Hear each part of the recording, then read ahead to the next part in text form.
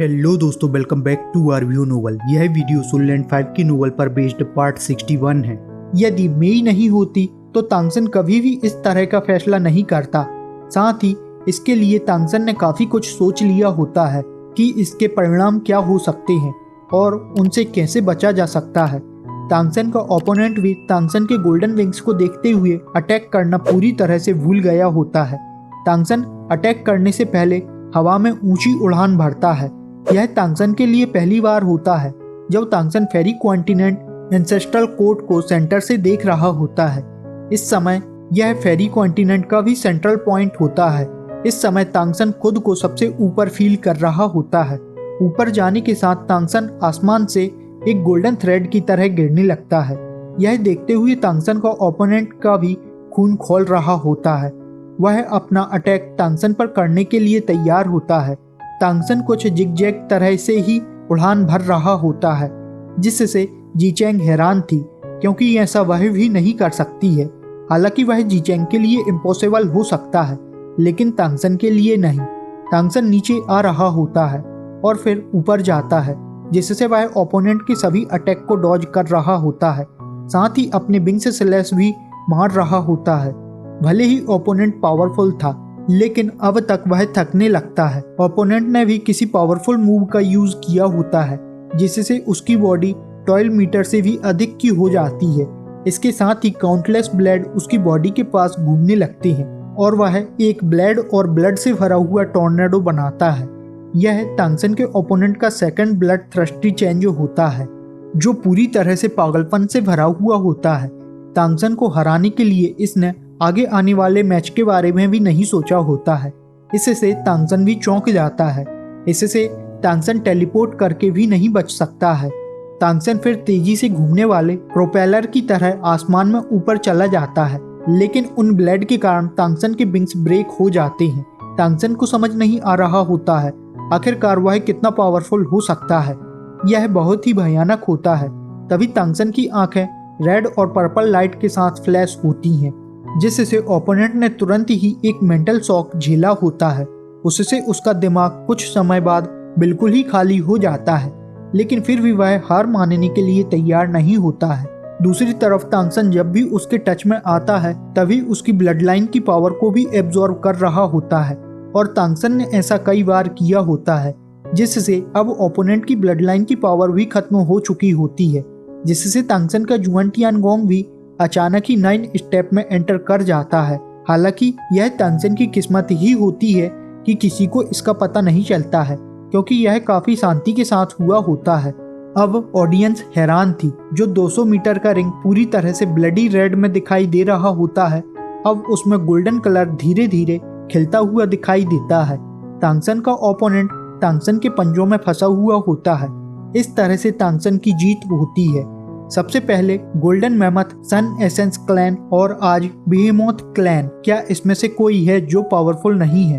यह पहले ही एक रिकॉर्ड होता है। तांगसन जल्दी ही रिंग से नीचे चला जाता है। वहां पर तांगसन का इंतजार ना तो मेई और ना ही स्वार्ड सेंट कर रहा होता है। इस बार तांगसन का इंतजार करने वाला कोई बहुत ही स्पेशल होता है। हालांकि तांगसन को यह बिल्कुल भी नहीं पता होता है आखिरकार वह तांगसन के पास क्यों आया है। यह पीकॉक किंग होता है। भले ही यह एम्परर नहीं है, लेकिन फिर भी यह तियान्यू एम्परर की टॉप की प्रेजेंस में से एक इसे भी कंसीडर किया जाता है। वह तांगसन को देखते ही कहता है, मेरे साथ आओ।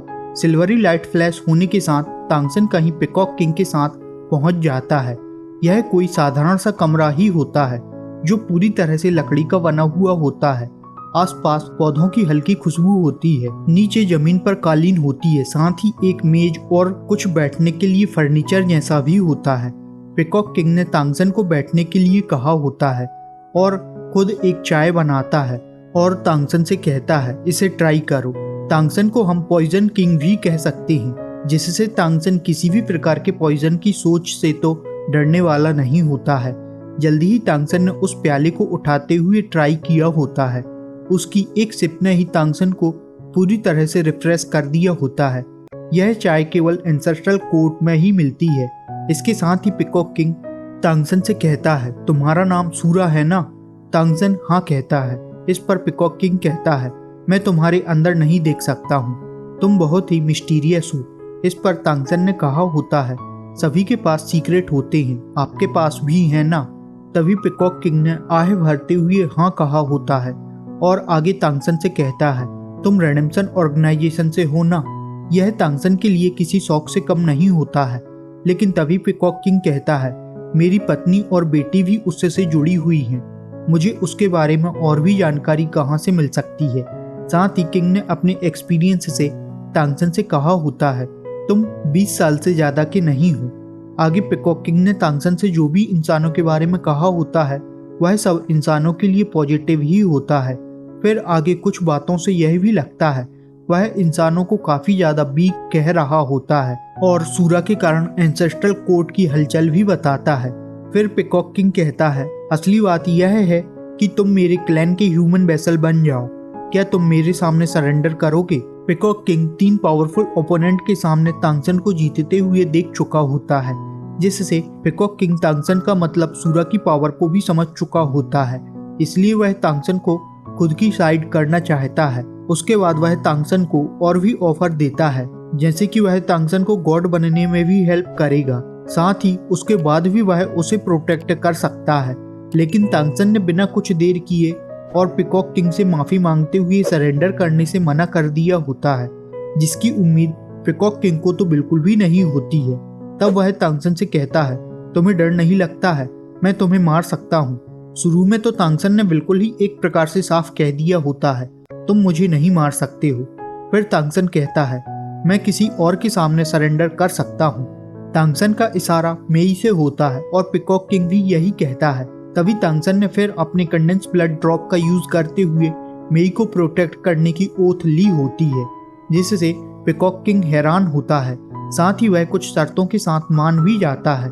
तांगसन ने भी इस मौके को देखते हुए पीकॉक किंग से पूछ लिया होता है, क्या आप बता सकते हो यदि अगली बार great demon emperor Zheng Feng Kairi City आते हैं तो मेई को उससे कैसे बचाया जा सकता है, क्योंकि आपकी पिछली बार की चोटें गंभीर हैं।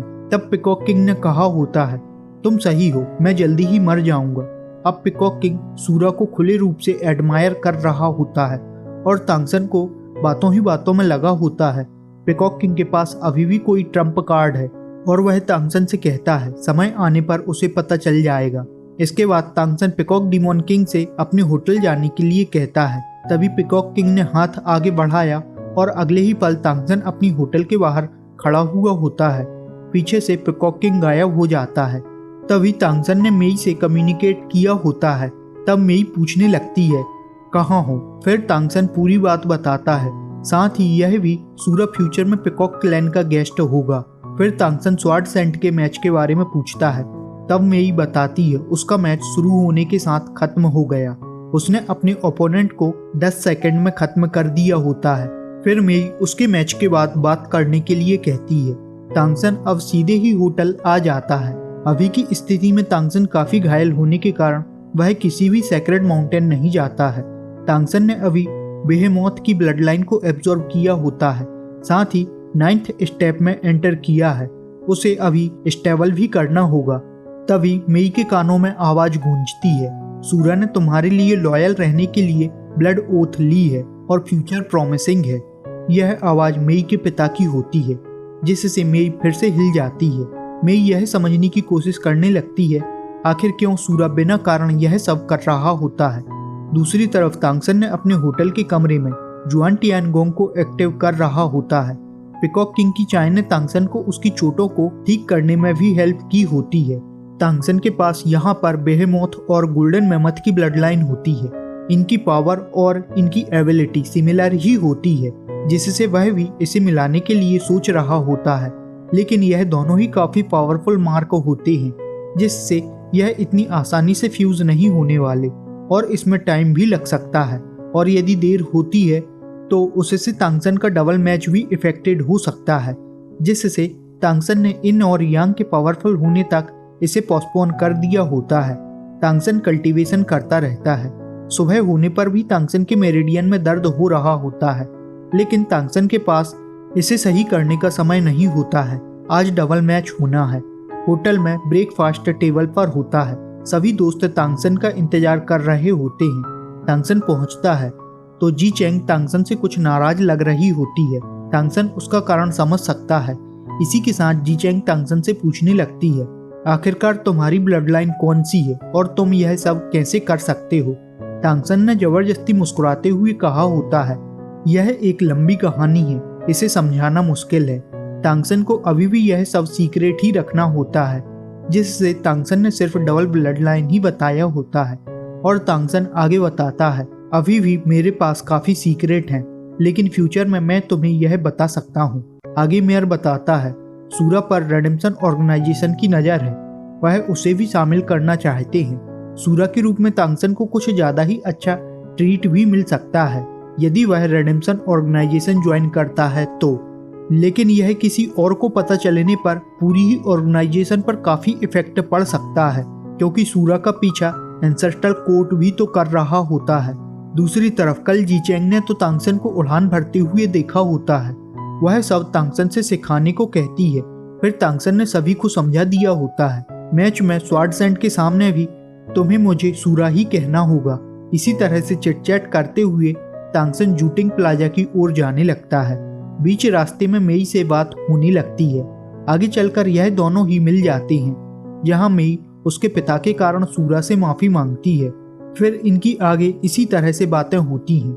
इसी तरह से यह अपनी बारी आने पर रिंग में जाने लगती हैं। इस बार तांगसन और मेई के ओपोनेंट भी इंसान ही होते हैं, या वह इंसान जैसे लग रहे होते हैं। पॉसिबली वह कपल भी हो सकते हैं, जिससे तांगसन काफी हैरान होता है। इसे ऐसा भी कहा जा सकता है, यह ह्यूमन के बीच ही सिविल वॉर जैसा है। लेकिन तांगसन इन्हें देखते हुए यह तो समझ चुका होता है, इनकी पावर तांगसन के कल के ओपोनेंट से भी ज्यादा है। अब तांगसन को यहाँ आने से पहले उसके लक को यूज न करने के कारण पछतावा होता है। तांगसन और मेई का ओपोनेंट ड्रैगन और फीनिक्स रेस से हैं। फीमेल फीनिक्स तो मेल ड्रैगन होता है। यह जिस एम्परर से रिलेटेड है वह भी काफी ज्यादा पावरफुल है। इमोर्टल डीमोन एम्परर वैसे भी स्काई स्प्लिटिंग एम्परर से ज्यादा पावरफुल है। अब तांगसन को ऐसा लगने लगता है उसे जानबूझकर टारगेट किया जा रहा है। रेफरी ने मैच स्टार्ट करने का इशारा कर दिया होता है। उसके साथ ही ब्लू लाइट के साथ एयर एलिमेंट तुरंत ही ड्रैगन रेस के ओपोनेंट से एक्सप्लोड होता है। दूसरी तरफ रेड लाइट के साथ आगे की लपटें आसमान में उठने लगती हैं। इस तरफ तांगसन ने अपने जिन पेंगुइन चेंज के साथ तैयार हो जाता है और मेई के सिर पर गोल्डन पिकॉक क्राउन दिखाई देने लगता है। तांगसन ने आसमान में आने के साथ तांगसन ने गोल्डन लिंगर गैंग का यूज भी किया होता है, जो एक एक्सप्लोजन के साथ दिखाई देता है। आज वह 9 टियर का होता है। इसके साथ ही मेई सिल्वरी फ्लैश के साथ गायब हो जाती है। तांगसन किसी इलेक्ट्रिक बोल्ट की तरह उड़ान भरता है, जिससे सोनिक बूम निकलती है। अब तक वह ओपोनेंट भी अटैक करने लगता है। उन्होंने पहले ही तय कर लिया होता है वह तांगसन को पास नहीं आने देंगे। मेई जब उनके सामने होती है तो वह ओपोनेंट के बिल्कुल ही सामने होती है। मेई भी यहाँ पर काफी ज्यादा बदली हुई लग रही होती है। आंखें पूरी तरह से सिल्वरी व्हाइट होती हैं। देखने में मेई कोई स्पेस मैसेंजर की तरह दिख रही होती है। साथ ही स्पेस क्रैक भी होती हैं। इसके साथ ही एक जाइंट पिकॉक शैडो भी दिखाई देती है। फिर एक स्पेस क्रैक काफी बड़ी खाई बन जाती है, जो धीरे धीरे फैल रही होती है। मेई का यह अटैक उन दोनों के फ्यूजन वाले अटैक को ब्रेक कर देता है। तांगसन भी तुरंत ही उनके सामने आ चुका होता है। तांगसन की जिंग पेंगुइन की उड़ान ही टेलीपोर्ट के जैसे होती है। यह सब काफी स्पीड के साथ हुआ होता है, जैसे कि सिर्फ पलक झपकाई गई हो। इसके बाद किसी मेटल के टकराने की जोरदार आवाज आती है, जिससे वह ड्रैगन और फायर फीनिक्स ब्लॉक होते हैं। यह तांगसन के गोल्डन विंग्स की आवाज होती है। साथ ही कई हड्डियां भी टूटने की आवाज सुनाई देती है। इस समय जो ड्रैगन ने विंड टॉर्नेडो बनाया हुआ होता है वह टॉर्नेडो बिखर जाता है। यदि एक्सप्लेनेशन पसंद आए तो वीडियो को लाइक और चैनल पर नए हो तो सब्सक्राइब करते हुए नोटिफिकेशन बेल को ऑन करना ना भूलें। इसी के साथ यह वीडियो यहाँ खत्म होता है। हम मिलते हैं नेक्स्ट वीडियो में। Thanks for watching.